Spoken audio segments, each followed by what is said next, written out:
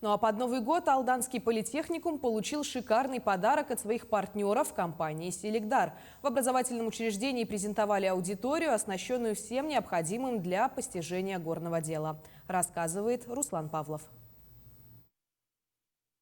Связь Алданского политехникума с горнодобывающими предприятиями района давняя и очень прочная. Техникум изначально был горным, а уж потом сменил приставку и стал политехникумом. Однако еще никогда в истории заведения не было такого, чтобы аудитория была закреплена за конкретным предприятием. Это новый виток во взаимоотношениях и именно в действенной такой помощи самому учреждению. Учитывая, что, казалось бы, вроде бы ничего такого особенного нету, но аудитория оснащена по последнему слову, вот, при этом сохранены и естественные традиционные элементы, то есть если преподавателю хочется воспользоваться меловой доской, пожалуйста, он открыл меловую доску. Охота воспользоваться маркерной доской, пожалуйста, он открыл маркерную доску.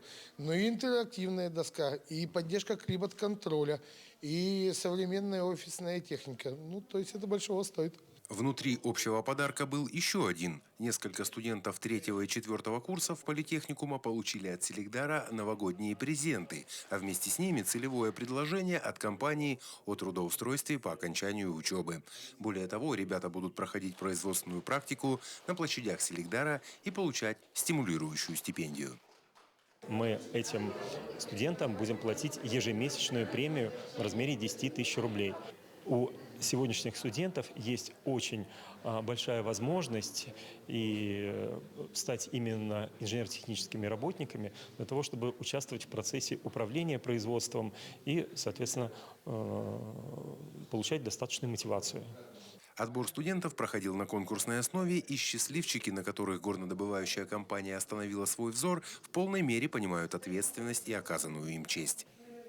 Ну, коронавирус, конечно, внес свои коррективы, так что переход на дистанционное обучение, конечно, ухудшилось, но, в принципе, обучение идет в норме.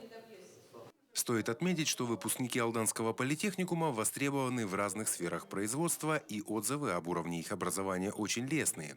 Между тем, компании борются за квалифицированные кадры, буквально уводя их из-под носа друг у друга. Руслан Павлов, Георгий Баранов, Александр Лукин, Алдан.